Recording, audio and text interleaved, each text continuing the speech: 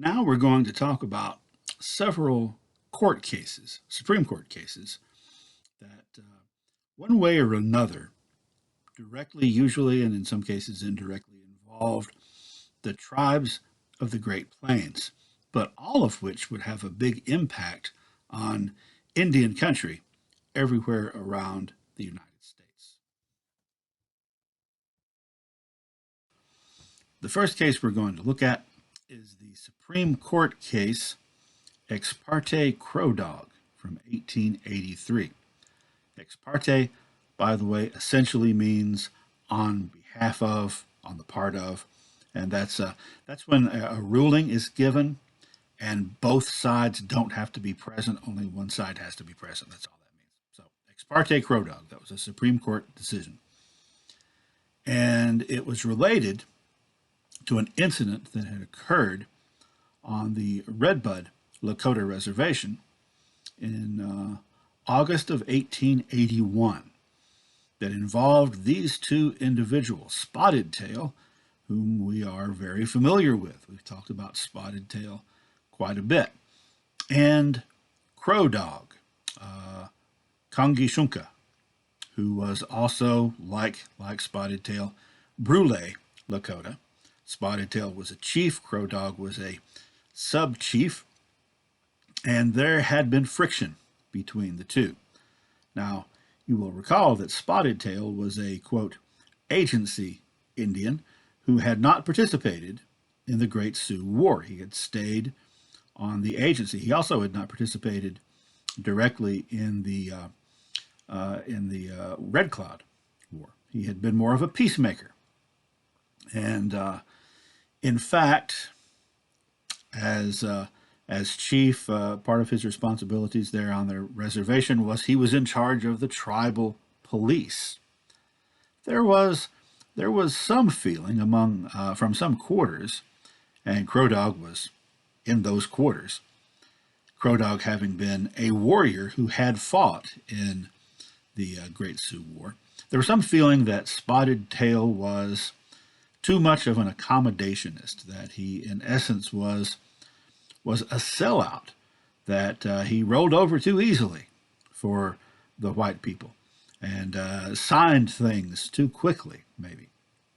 And in fact, in addition to those tensions, there had been a very tense moment at a tribal meeting.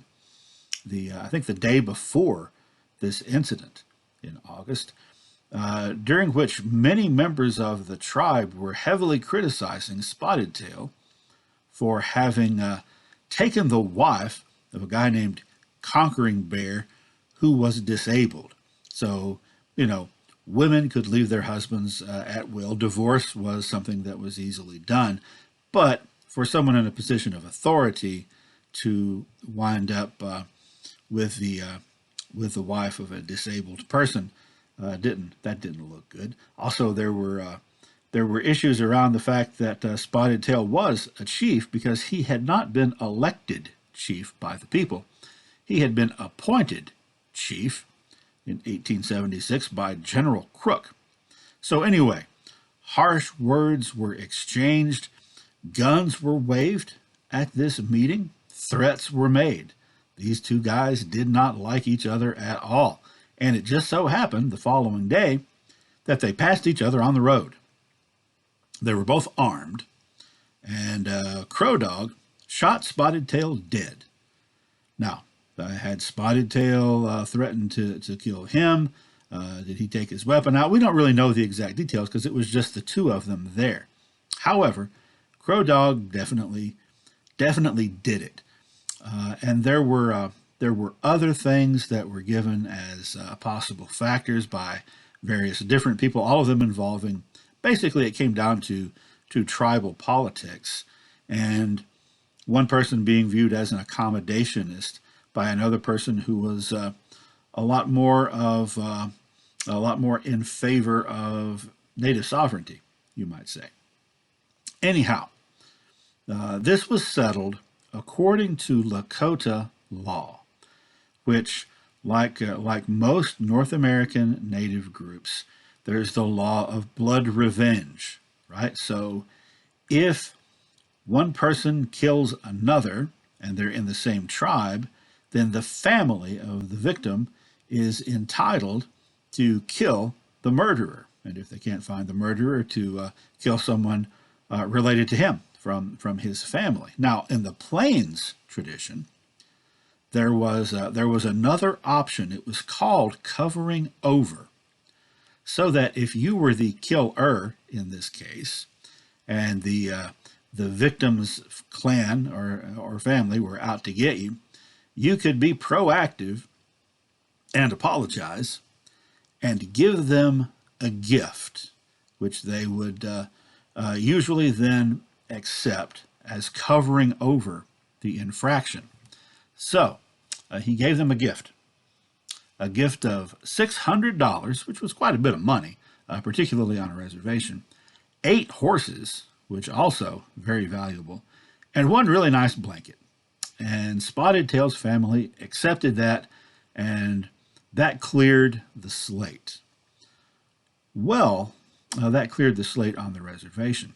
Turns out that Spotted Tail was extremely popular among the white people living in the area. He was popular with the U.S. government. He was popular with the settlers because he was a, quote, good Indian, not a good Indian in the sense of Philip Sheridan's quote, which was the only good Indian is a dead Indian. But no, he was a good Indian in the sense that he tended to side with the United States and to, be in favor of peace and not make waves. So he was a good Indian, and this Crow Dog, who the white settlers viewed as a bad Indian, because after all, he had been out there with Crazy Horse and Sitting Bull, killing U.S. soldiers and stuff. This bad Indian murdered a good Indian and then traded some blankets and horses and stuff, and that's the end of it. Well, the white settlers weren't having any of that. They demanded something be done. And so the territorial authorities arrested Crow Dog for murder. And they took him to court. They temporarily imprisoned him in a fort there in northern Nebraska, and they put him on trial, with a trial of his peers, of course, 12 white guys, and found him guilty of murder under the statutes of Dakota Territory and sentenced him to be hanged. Well, he had a legal team. He had some lawyers who volunteered to represent him pro bono because they didn't think this was really right. And so they appealed. It went up to the Territorial Supreme Court, which upheld the lower court's conviction and said, nope, he's got to hang. So it was appealed again, and it went all the way to the Supreme Court in 1883. And the Supreme Court ruled, and it was a unanimous ruling, by the way, that Crow Dog could not be convicted of murder because he had killed, this is one Indian killing another Indian on Indian land. And what does that have to do with the government of Dakota Territory or the government of the United States? Now, if he had killed a non-Indian, no matter where he did it, that would have been different. But it's one Indian killing another in Indian land. So the court ruled there's no jurisdiction here of anyone other than the Lakota people. And they had made their decision. It was an official decision, that covering over. It wasn't just him giving this stuff to the family and them accepting it. It was then cleared with the tribal council. And so that was the end of it. So Crow Dog was released to the outrage of white people living in Dakota Territory. And even across the country. This was in a lot of newspapers. It was discussed in the halls of Congress, this outrage that this ne'er-do-well, Crow Dog, could murder a good, staunch ally of the United States and just get away with it. Now, Crow Dog did, in fact, he got away with it. He lost some horses and some money. He lived out the rest of his life there on the reservation. He was heavily involved in the ghost dance movement, although he was not part of Bigfoot's Miniconjou group, so he wasn't there at the Wounded Knee thing. And his great-grandson, Leonard Crow Dog, is going to come into our story in the 1970s.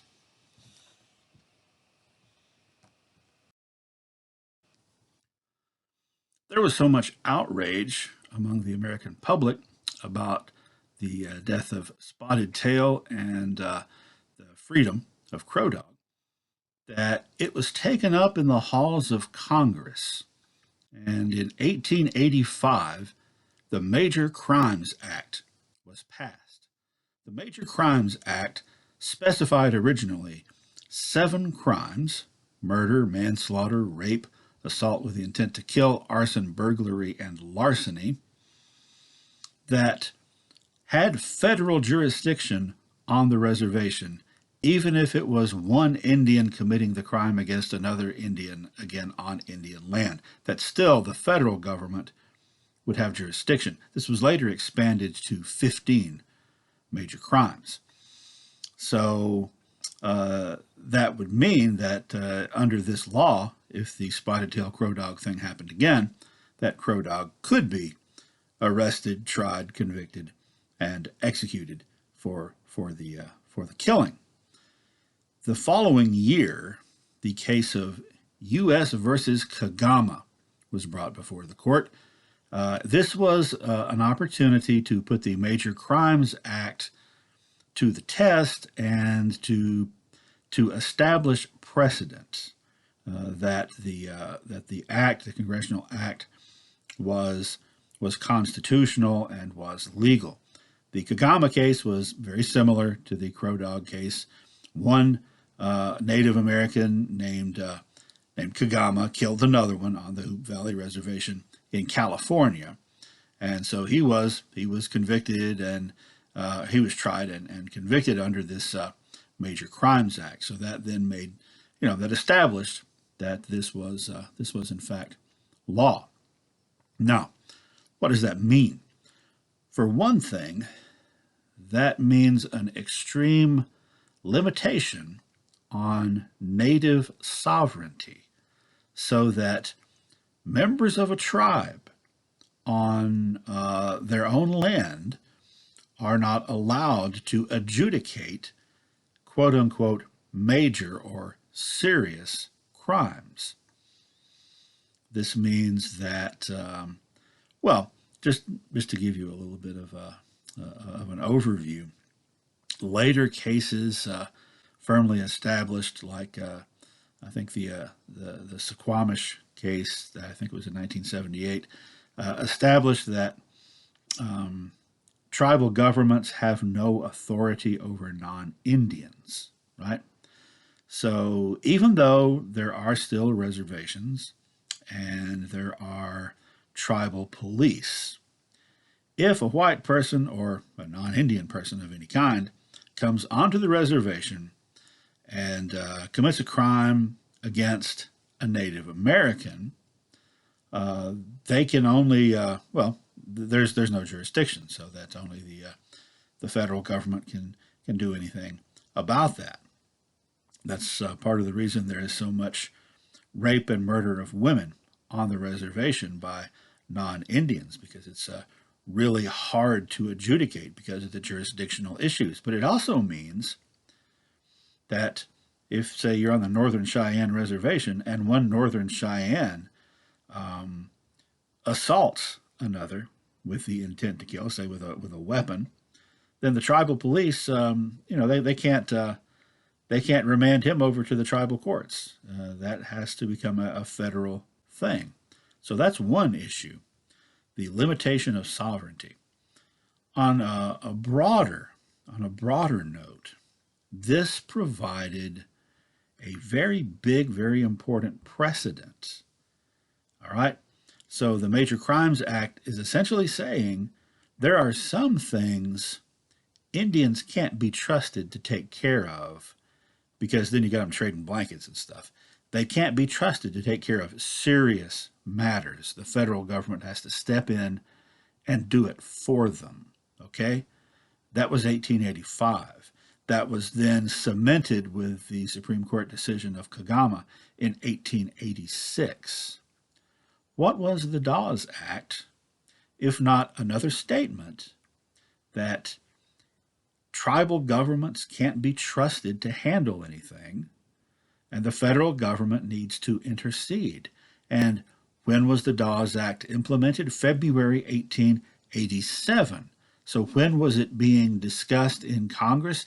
1886. Do you see the connection? Do you see the connection there?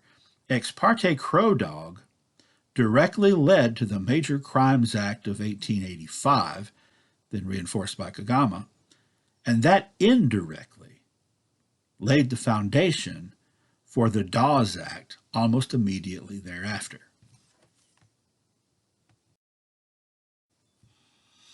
The next case to discuss is the case of Ward versus Racehorse from 1896, and it involved some things that happened in western Wyoming, west of the Great Plains, but it's still going to have a bearing. Now, the situation there involved the Fort Hall Reservation in Idaho, which you can see there on the map if you know where Idaho is, right? It's just west of Wyoming. That reservation was set aside for the Bannock tribe and the Eastern Shoshone tribe. And it was established in 1868. These are the same Bannocks that war in 1878 was about, or 1879. Anyhow, the treaty that they signed guaranteed them, even though they were going to be on a reservation, it guaranteed them the right to continue hunting in their traditional hunting grounds, which was over in Wyoming. They were going to be allowed to hunt on unoccupied government land for as long as there was game thereon. So, as the Bannocks and Shoshones understood it, forever. All right, well, then about 28 years later, this Bannock named Racehorse was arrested for hunting over there where the number one is, the little yellow star there, in western Wyoming, because Wyoming had become a state in 1890, and one of their new state laws was that you had to have a hunting license to hunt in Wyoming. You had to have permission of the state of Wyoming to hunt there. Now, the treaty said anywhere, as long as it was unoccupied, and essentially forever.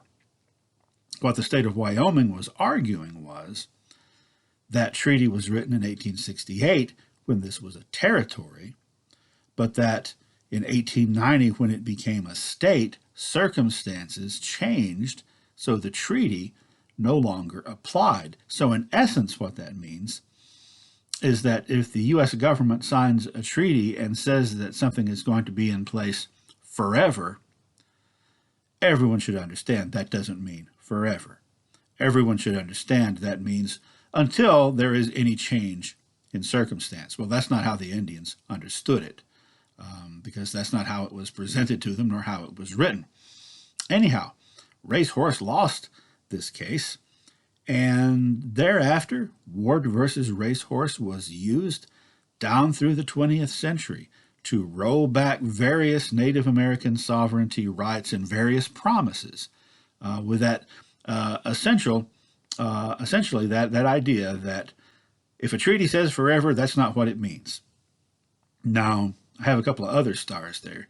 A star that's the number 2 up there in northern Wyoming, and that's right across the border from Montana and from the Crow Reservation. The Ward versus Racehorse, like I said, that was used as precedent for a very long time. In the last 20 years, toward the end of the 20th century, beginning of the 21st century, Some Supreme Court rulings started rolling that one back, and the final nail in the coffin of Ward versus Racehorse was pounded in by the Supreme Court in in May of the year 2019. Wyoming had once again arrested an Indian for hunting in their traditional hunting grounds as promised in their treaty with the federal government. In this case, it was a Crow Indian. And it went all the way to the Supreme Court, and the court overturned Ward versus Racehorse in that decision, saying that whether or not an area later becomes a state has nothing to do with the circumstances of a treaty as it was written. That decision, by the way, by the Supreme Court was a 5-4 ruling, and the swing vote on that one was Neil Gorsuch, who is a conservative judge, but has usually been known to side with Native Americans on issues of sovereignty. Next case, Lone Wolf versus Hitchcock, 1903. One of the most important Native American-related Supreme Court cases in U.S. history. The lone wolf in question is the Kiowa chief, Lone Wolf.